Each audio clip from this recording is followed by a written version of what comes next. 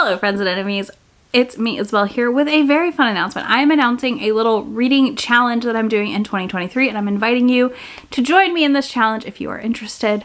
So what is the challenge? What is going on? What's happening? So it is called Read What You Own. And it is inspired by a TikTok I saw where a reader and her group of reader friends all challenged each other to this thing where they didn't buy new books and they read what they owned on their shelves. And I thought, what better way to kick off 2023 than reading what I already have on my Kindles, on my shelves, what needs to be read, because there's a lot. I have a lot of unread Kindle books. I have a lot of unread Kindle books I'm never going to read that I honestly either need to mark as read or do something with. One of the things I need to do is make sure I myself, as a reader who constantly is acquiring new books, putting new holds, all the things, am actually reading the things I own and have on hand, because it's such a difficult task at the end of the day. And for me, at least, this is something that's like really important and that stresses me out a little bit. And I would like to get a lot of my digital library space culled down so I don't have quite as much. So that's why I'm inviting you to this challenge. It is going to be a 3-month challenge from January to March. And you might be like, I can't buy any new books. No. We are not setting ourselves up for failure, because that is exactly what a reading ban does, in my opinion. A book buying ban does, in my opinion, is set you up for failure, because there are no exceptions. There are no guidelines. There's nothing to give you guidance to how and when you should do this. So first things first. These are the basic rules and guidelines for the challenge. I'm going to walk you through a little bit of the spreadsheet as well and give you some examples of the exceptions I'm making for myself. So first up, the rules. For me, my rules may be a little different than yours, but these are the rules that I'm setting for myself to give you a guideline on ideas. So for me, it's going to be no new library holds. I can only place a hold on a book I own in another format. So if I have an ebook and I want to listen to the audio and my library has it, I can place a hold on it. I also can check it out if it's available immediately, or I can use Hoopla and other forms to get it. But I have to already own that book in another format. So the other one is going to be no new Kindle Unlimited checkouts. This is because I constantly am cycling through the same 5 or 6 checkouts and not reading older books on my KU. Would like to read everything I have checked out from KU, whether I DNF it, finish it, or don't. It doesn't matter. The goal is to have touched every single book I have checked out in the new year on KU before I check out anything new. If I go through everything, I've got some exceptions to tell you when we get there.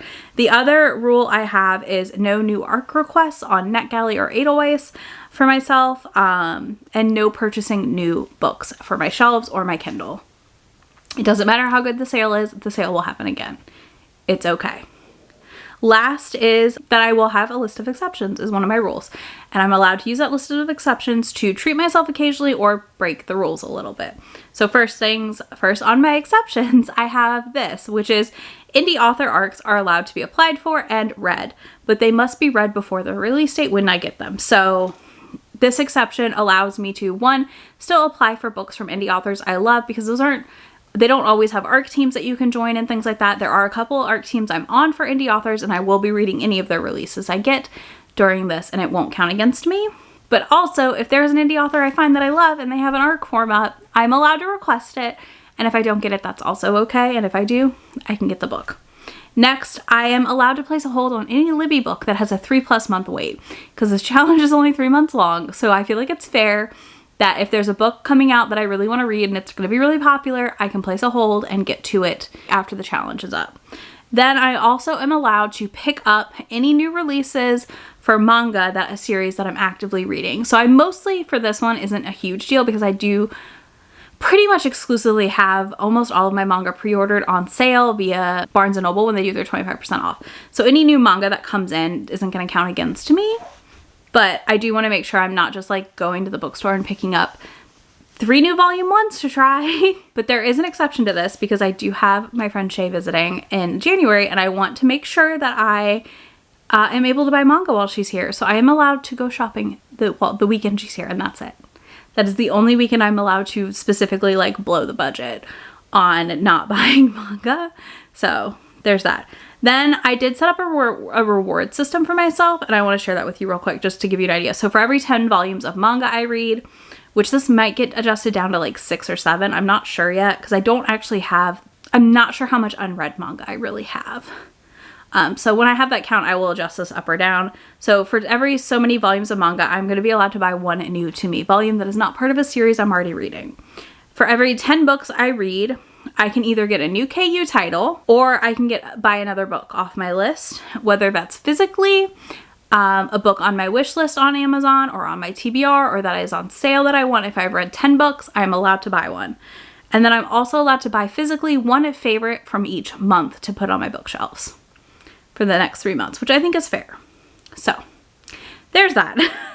Those are my exceptions. Again, these are going to vary by person. You're going to have your own rules and setups for how you want to do this, but I highly recommend just thinking through what are ways you can satisfy the temptation without destroying your TBR, because that's the goal here. Next up, we have a spreadsheet, which I'm going to throw up a picture of. So I'm going to link this down below for you. You are going to have to make a copy of it from Google Drive. Do not request access to the spreadsheet. You need to make a copy. In the top right corner, you'll hit File, make a copy, and that will be your version of the spreadsheet to update and put your info in. So when you open the spreadsheet, the first page is going to have these yellow boxes, and you're going to put in how many physical unread books you have, your Libro FM, Audible, ebooks, and KU books into the stats. Then on your tracker page, as you read books, you're going to fill out, at the very least, you're going to want to fill out the format. I mean, I would think title so you can track it, but format, location, and month read, so that you're able to then get stats on the stats page, which will tell you how you're doing. It'll show you your goal. It'll make a little green line under that books read section for you that'll slowly fill in as you read more books. And then it also has a monthly breakdown for your books read in each format and how many total you've read. And then last, there is a page of charts, which is going to have a bunch of different charts that will populate as you read. I'm also going to add a few more stats pages than what you're seeing here right now, where like it'll track how many pages you read and all that over the months, because I think that's interesting to see as well. But yeah, if there's any specific tracking you want that is not in this sheet already, let me know.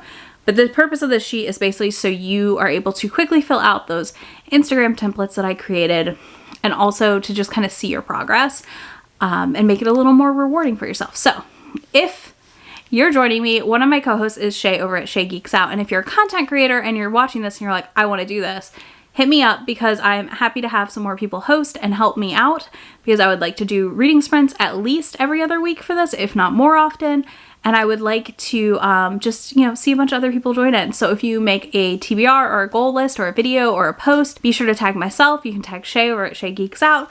And, let me know if you have any questions in the comments. If you don't want to do any of that, you can leave me a big stack of books emoji in the comments as just to celebrate us tackling our TBRs in that first chunk of 2023. And I will have links to everything down below for you, as well as links to my friend anywhere on the internet. And I will talk to y'all in just a few days. Bye.